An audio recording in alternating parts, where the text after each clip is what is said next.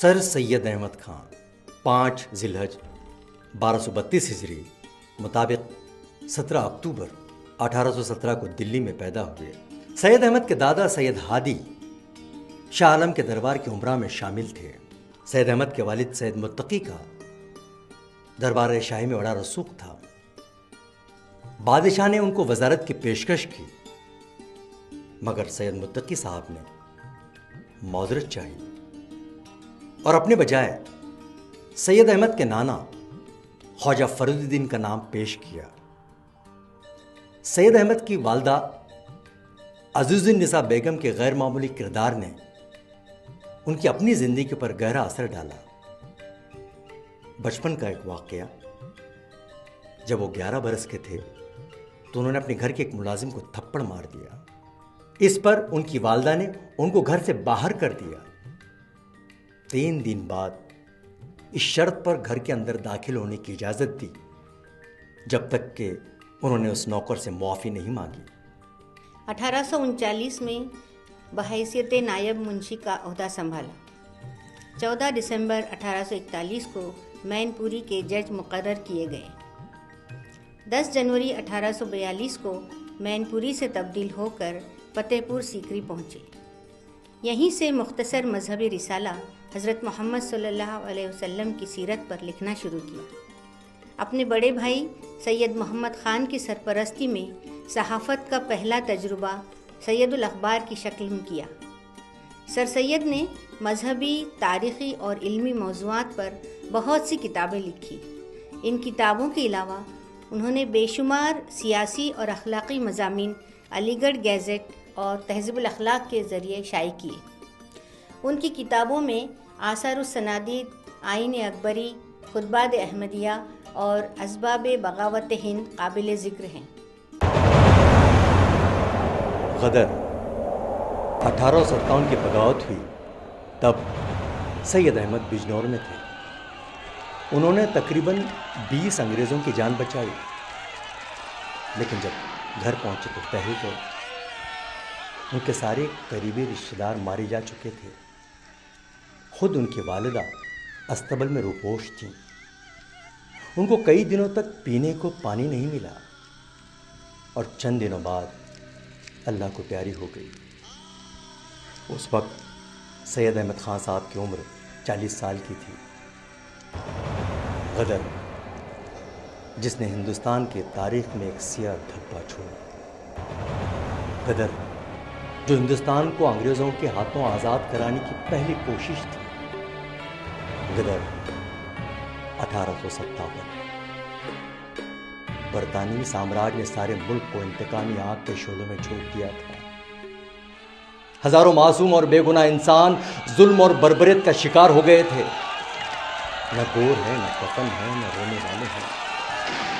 اس غدر نے مسلمانوں کو کہیں رکھا تھا۔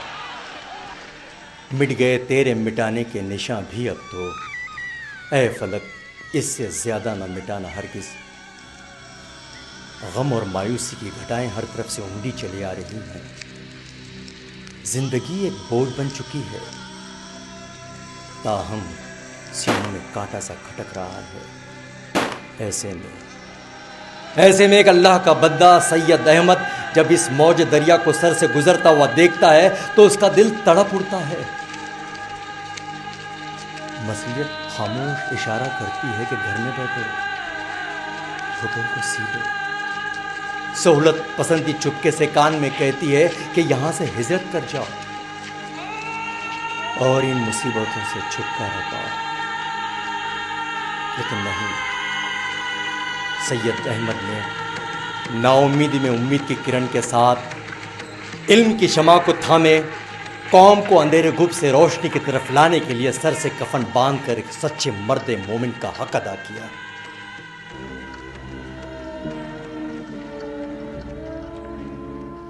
غدر کے بعد نہ مجھ کو اپنا گھر لوٹنے کا رنج تھا، نہ مال و اسباب کے ضائع ہونے کا۔ جو کچھ رنج تھا اپنی قوم کی بربادی کا۔ آپ یقین کیجئے کہ اس غم نے مجھے بوڑھا کر دیا۔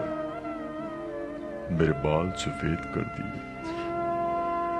یہ خیال پیدا ہوا کہ اپنی قوم کو اس تباہی کی حالت میں چھوڑ کر کسی گوشے عافیت میں جا بیٹھوں، لیکن نہیں، میں نے ہجرت کا ارادہ ترک کیا اور قوم کی بھلائی کے لیے جد و جہد کی راہ اختیار کی۔ سر سید کی دور اندیش نگاہ نے اس راز کو جان لیا تھا کہ قوم کی ترقی اس وقت تک ممکن نہیں جب تک کہ وہ دین کے ساتھ ساتھ دنیاوی علوم سے آراستہ ہوں۔ ان کا مقصد یہ تھا کہ ہندوستانی مسلمان انگریزی جدید تعلیمی نظام اور سائنسی علم سے روشناس ہو جائیں۔ اس کے لیے انہوں نے 1863 میں سائنٹیفک سوسائٹی قائم کی۔ 1 اپریل 1869 کو سر سید احمد نے ولایت کا سفر کیا، ہر اس شخص سے ملاقات کی جس سے قوم کو فائدہ پہنچ سکتا ہے۔ 4 ستمبر 1870 کو وہ ہندوستان لوٹے۔ میں نے صرف اس خیال سے کہ کیا راہ ہے جس سے قوم کی حالت درست ہو، دور دراز کا سفر اختیار کیا۔ جب کبھی عالموں اور مہذب آدمیوں کو دیکھا، جب کبھی علمی مجلسیں دیکھیں، جہاں کہیں عمدہ مکانات دیکھے، جب کبھی عمدہ پھول دیکھے، جب کبھی کھیل کود عیش و آرام کے جلسے دیکھے، یہاں تک کہ جب کسی خوبصورت شخص کو دیکھا، مجھ کو ہمیشہ اپنا ملک اور اپنی قوم یاد آئی اور نہایت ہی رنج ہوا کہ ہائے ہماری قوم ایسی کیوں نہیں۔ سر سید اس بات کو اچھی طرح سمجھ گئے تھے کہ جدید علوم اور عالمگیری معلومات کو اگر اپنے بس میں کرنا ہے تو انگریزی زبان کا سیکھنا ضروری ہے، لیکن ان کی نیک نیتی کو شک کی نگاہ سے دیکھا گیا، بدلے میں بدنامی ملی۔ اما یہ سید احمد تو کہتا ہے کہ ہمارے بہو بچے بیٹیاں انگریزی تعلیم حاصل کریں گے، لا حول ولا قوت۔ سنا ہے جناب اب بنارس چھوڑ کر ولایت کے دورے پر ہیں، مکہ کے بدلے لندن کے حج جاتے ہیں، لندن جا کر ٹکسالی کرستان بنیں گے، کرستان۔ عیسائیوں کے ہاتھ کی گردن مروڑی مرغی مزے لے لے کر کھائیں گے۔ اب تو مزے ہے لاڈ صاحب کے، کام کا کام اور قوم کا نام۔ بہت خوب فرمایا آپ نے، بالکل صحیح فرمایا۔ لندن سے دہلی آئے 10 یوم کے لیے، یہ زحمتیں اٹھائی فقط قوم کے لیے۔ لندن سے آتے ہی ایک رسالہ تہذیب الاخلاق کے نام سے جاری کیا۔ میں نے تہذیب الاخلاق اس واسطے جاری کیا کہ ہندوستان کے جو دل مردہ ہو گئے ہیں ان میں کچھ تحریک لائی جاوے۔ ناسازگار حالات کے باوجود 24 مئی 1875 میں محمدن اینگلو اورینٹل کالج کی بنیاد ڈالی۔ ارے پاگل ہو گئے یہ سید احمد، فرنگیوں کو اپنے ہندوستان سے باہر نکالنے کے بجائے ان کے علوم سکھانا چاہتا ہے ہمارے بچوں کو، لا حول ولا قوت۔ کیا سما گیا ہے اس کے دماغ میں معلوم نہیں۔ تعجب ہے اس بات پر کہ کچھ لوگ اس کے باتوں میں آ گئے ہیں۔ مروب ہو گئے ولایت سے شیخ جی۔ بالکل جی، ساون کے اندھے کو سب ہرا ہی ہرا نظر آتا ہے۔ ظاہر ہوئی کمیٹی وہ کالج کی ایک لکیر، آخر اسی لکیر کے سب ہو گئے فقیر۔ ایک طرف مخالفت کی ابتدا ہوئی تو دوسری طرف چاہنے والے بھی ہوئے۔ السلام علیکم نواب صاحب۔ وعلیکم السلام مرزا صاحب، آئیے آئیے، سب خیریت تو ہے؟ بیٹھیے۔ کچھ سید احمد کے بارے میں خبر سنا ہے کہ وہ لندن سے سیدھے الہ آباد چلے آئے ہیں؟ نواب صاحب اسی سلسلے میں تو حاضر ہوا ہوں، اور میں جانتا ہوں کہ آپ سید احمد کے خاص گہرے دوست ہیں، اسی کے متعلق آپ کے نام ایک خط لے کر آیا ہوں۔ سید احمد کے بارے میں کیا لکھا ہے؟ ذرا پڑھ کر تو سنانا، ضرور مخالفت میں ہوگا۔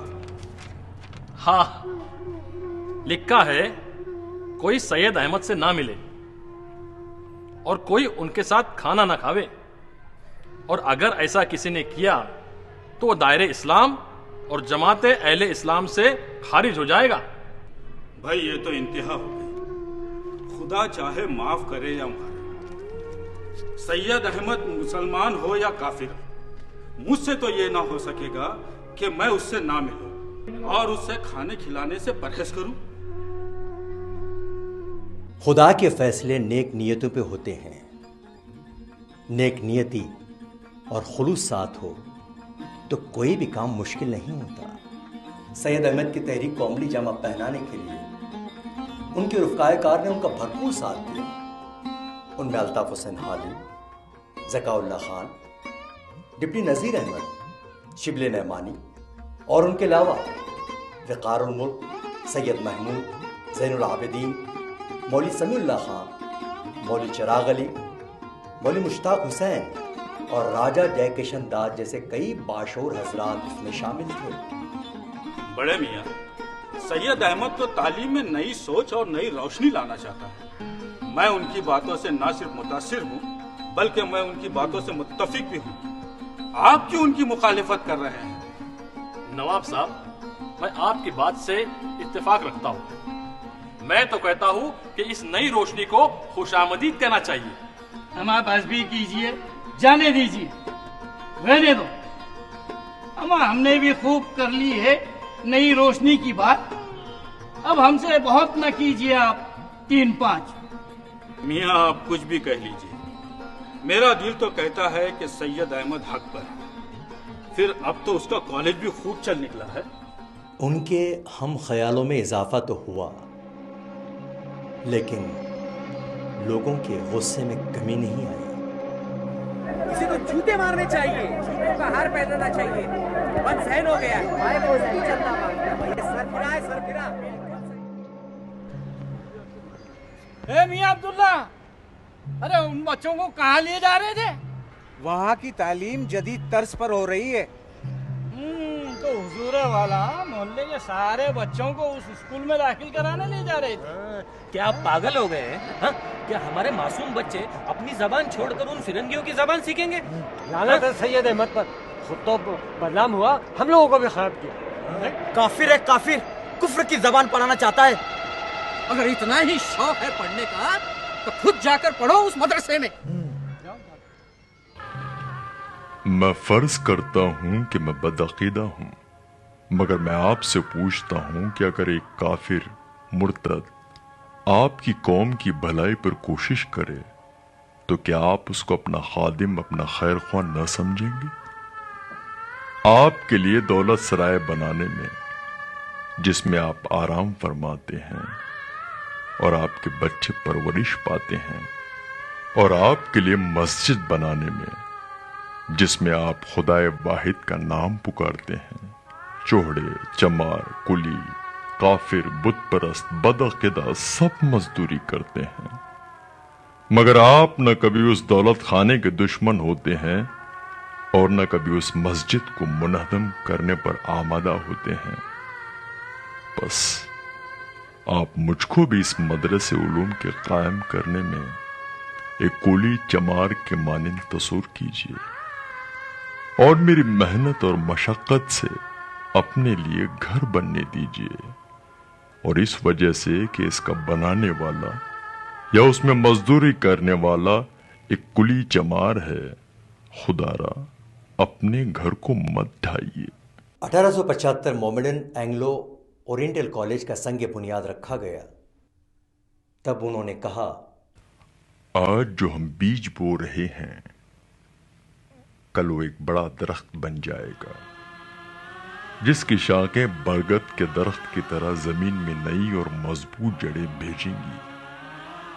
ये कॉलेज एक वक्त में शायद जो यूनिवर्सिटी में तब्दील हो जाएगा और उसके तलबा मुल्क के इस कोने से उस कोने तक आजादाना इल्मी जुस्तजू, कुशादा दिली, बर्दाश्त और ऊंचे अखलाक को फैलाने का जरिया बने। मोमेडन कॉलेज सिर्फ मुसलमानों की नहीं بلکہ تمام ہندوستانیوں کی بھلائی کے لیے قائم کیا گیا۔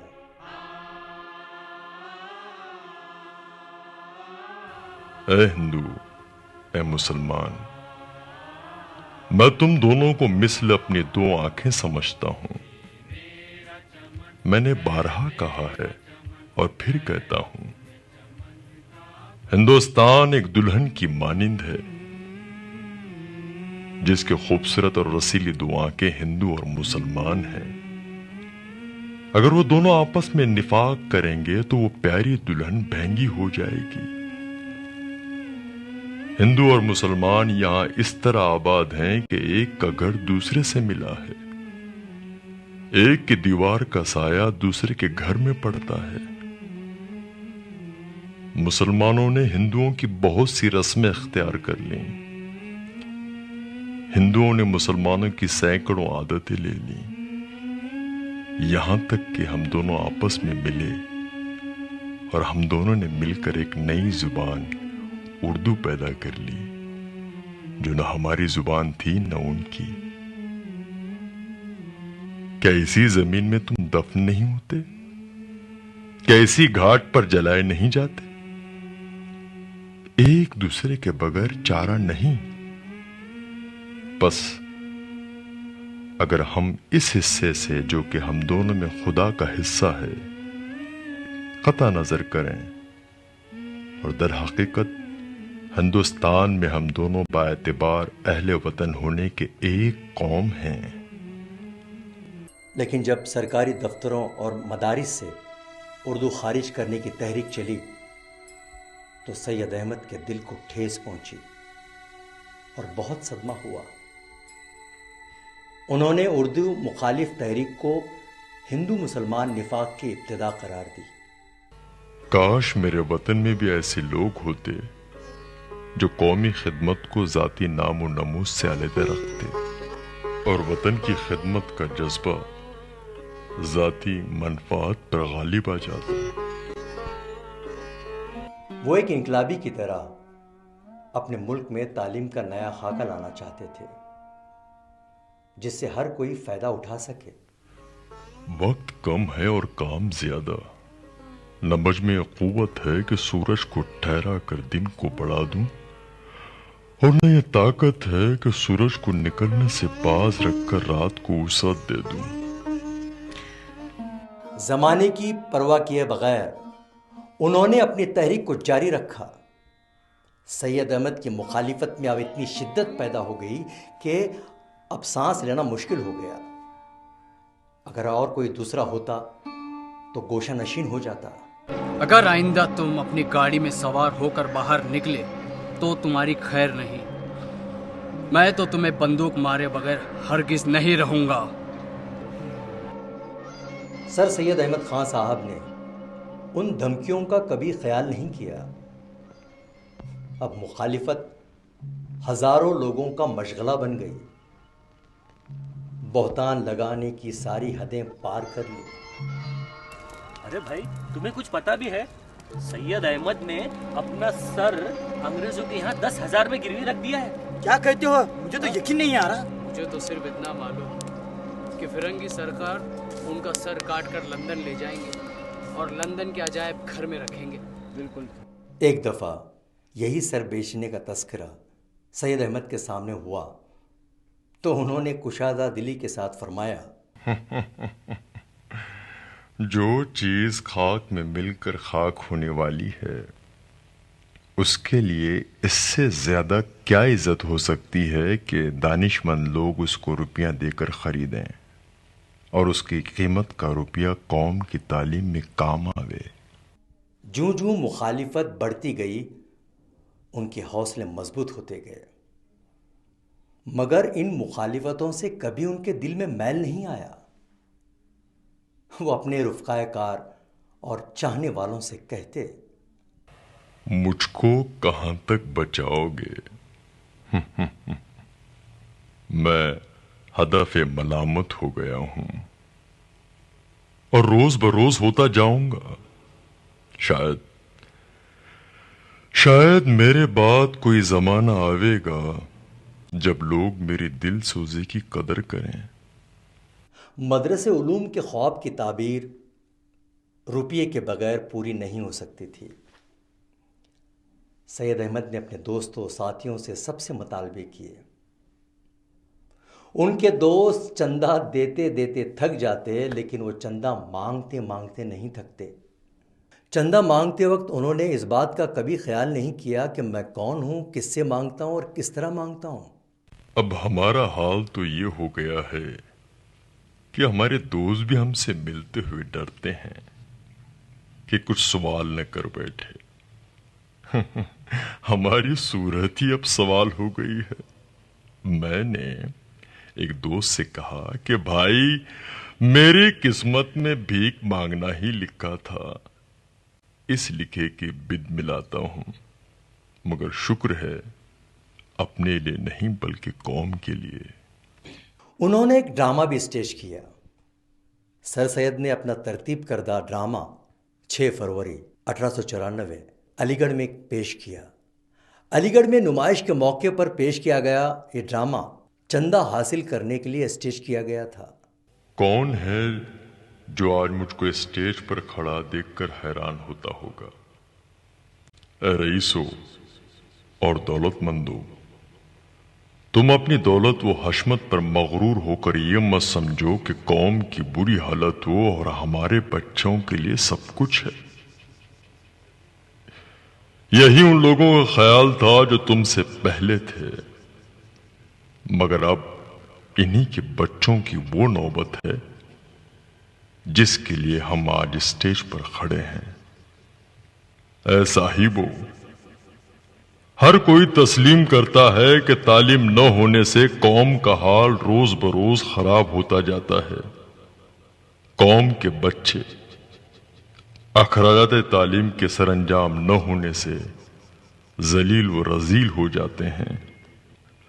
میں نے کوئی ایسا پہلو نہیں چھوڑا جس سے قوم کے غریب بچوں کے اخراجات تعلیم میں مدد پہنچے، مگر افسوس کامیابی نہیں ملی۔ خود لوگوں سے بھیک مانگی مگر قلیل ملی، والنٹیئر بنانے چاہے مگر بہت کم بنے، اور جو بنے ان سے کچھ بن نہ آئی۔ بس سٹیج پر اس لیے آیا ہوں کہ قوم کے بچوں کی تعلیم کے لیے کچھ کر سکوں۔ سید احمد نے مجبور ہو کر فقیروں کا لباس پہنا، گلے میں جھولی ڈال کر در بدر کی بھیک مانگنے نکل پڑے۔ لوگوں نے جوتوں کا ہار پہنایا۔ چاروں طرف سے مخالفت، تعصب، تنگ نظری جب حد سے زیادہ ہوئی تو سید احمد نے غم اور حسرت کے ساتھ قوم کو آگاہ کیا۔ اے صاحبو،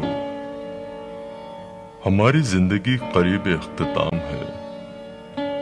چند سال ہی ہماری تمہاری عمر میں اور باقی ہیں۔ یہ سفید سفید داڑیاں، پوپلے پوپلے منہ زمین میں گڑ کر یا مرگٹ پر جل کر خاک ہو جائیں گے۔ مگر یاد رکھو یہ بچے جن کو تم جوان چھوڑ جاؤ گے، ان کا یہ حال ہوگا کہ روز بروز مفلس و ذلیل و خوار ہوں گے۔ جیل خانے ان سے بھرا کریں گے۔ اے میری قوم کے لوگوں، اپنے عزیز اور پیارے بچوں کو غارت نہ کرو۔ ان کی آئندہ زندگی اچھی طرح بسر ہونے کا سامان کرو۔ مجھ کو تم کچھ ہی کہو، میری سنو یا نہ سنو، مگر یاد رکھو اگر تم ایک قومی تعلیم کے طور پر ان کو تعلیم نہ دو گے تو وہ آوارہ خراب ہوں گے۔ تم ان کی ابتر حالت کو دیکھو گے، بے چین ہوگے، رو گے، کچھ نہ کر سکو گے۔ تم اگر مر جاؤ گے تو اپنی اولاد کی زندگی دیکھ کر تمہاری روحیں قبروں میں تڑپیں گی اور تم سے کچھ نہ ہو سکے گا۔ اب بھی وقت ہے اور تم سب کچھ کر سکتے ہو، مگر یاد رکھو میں پیشین گوئی کرتا ہوں، چند روز تم اسی طرح غافل رہے تو ایک زمانہ آئے گا کہ تم چاہو گے اپنے بچوں کو تعلیم دو، ان کی تربیت کرو، مگر تم سے نہ ہو سکے گا۔ مجھ کو کچھ کہو، کافر، ملحد، فاسق، میں تم سے اپنی شفاعت کے واسطے خواستگار نہ ہوں۔ میں تم سے خدا کے سامنے کچھ سفارش نہیں چاہتا۔ میں جو کچھ کہتا ہوں تمہارے بچوں کی بہتری کے لیے کہتا ہوں۔ تم ان پر رحم کرو، ایسا کرو کہ آئندہ پچھتانا نہ پڑے۔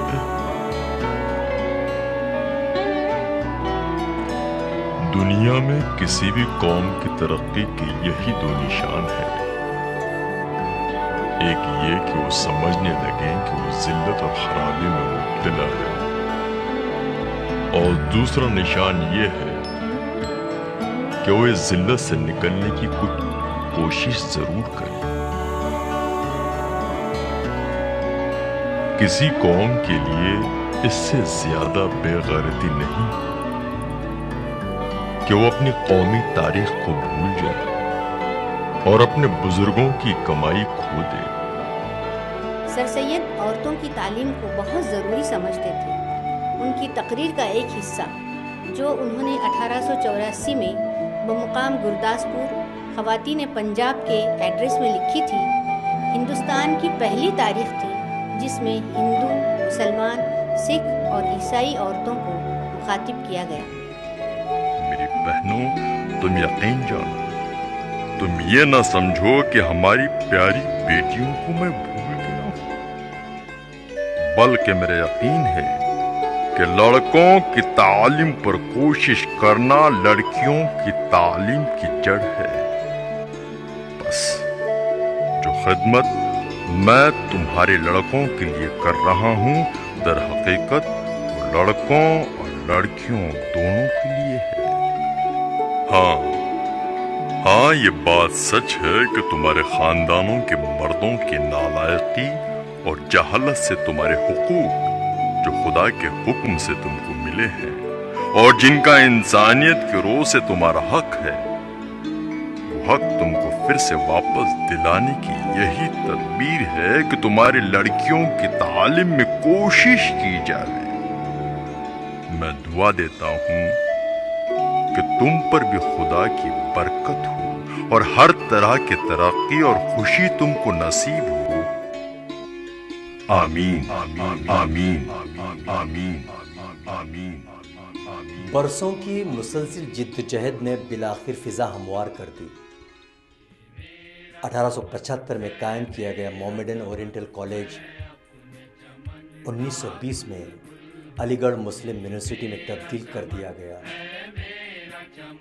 علی گڑھ کے خاموش ویرانے میں باہر کے آثار نظر آنے لگے۔ میرے بے چین دل کو آج کچھ قرار سا آ گیا ہے۔ معلوم ہوتا ہے کہ میرا خواب شرمندہ تعبیر ہونے کو ہے۔ میں اب ہمیشہ کے لیے خاموش ہوا چاہتا ہوں۔ میری ہڈیوں کو اس غم نے پگھلا دیا تھا کہ میں دیکھتا تھا کہ وقت کا قافلہ تیزی کے ساتھ آگے بڑھا جا رہا ہے، لیکن تم ہو کہ خواب غراں سے بیدار ہونے کا نام ہی نہیں لیتے۔ میں نے برسوں لگاتار تمہیں جگانے کی جد و جہد کی۔ خدا کی کوئی صبح مجھ پر ایسی طلوع نہیں ہوئی جب اس مقصد طلب سے میرا دل خالی ہوا ہو، اور کوئی شام مجھ پر ایسی نہیں گزری جب میں نے اس کی تمنا میں اپنے بستر غم پر بے قراری کی کروٹیں نہ بدلی ہوں۔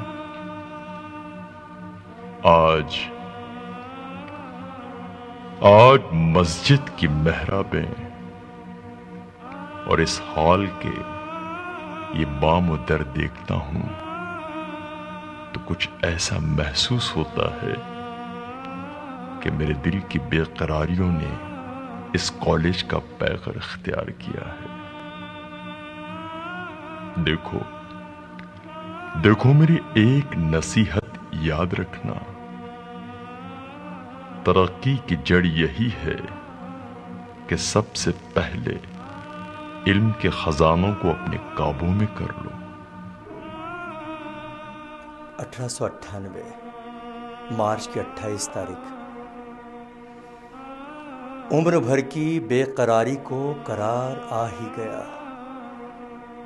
सर सैयद अहमद खान साहब ने दाई अजल को लब्बैक कहा।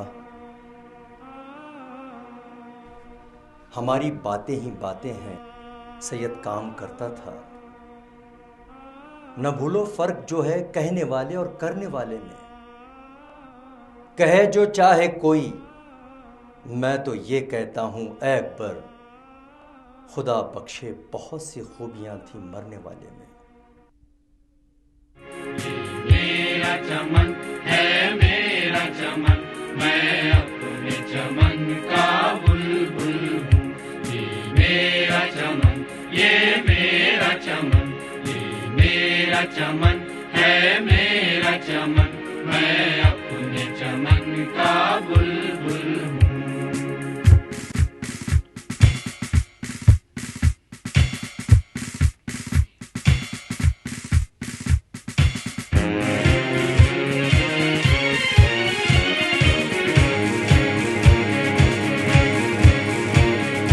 अब्र यहाँ से उठेगा वो सारे जहाँ पर बरसेगा, हर जुए रहा पर बरसेगा, हर कोहे गरा पर बरसेगा, हर सर्व समन पर बरसेगा, हर दश्त समन पर बरसेगा, खुद अपने चमन पर बरसेगा, पैरों के चमन पर बरसेगा, हर शहर तरफ पर गरजेगा, हर कस्र तरफ पर कड़केगा। ये अब्र हमेशा बरसा है, ये अब्र हमेशा बरसेगा, ये अब्र हमेशा बरसा है, ये अब्र हमेशा बरसेगा, ये अब्र हमेशा बरसा है, ये अब्र हमेशा बरसेगा, बरसेगा बरसेगा बरसेगा।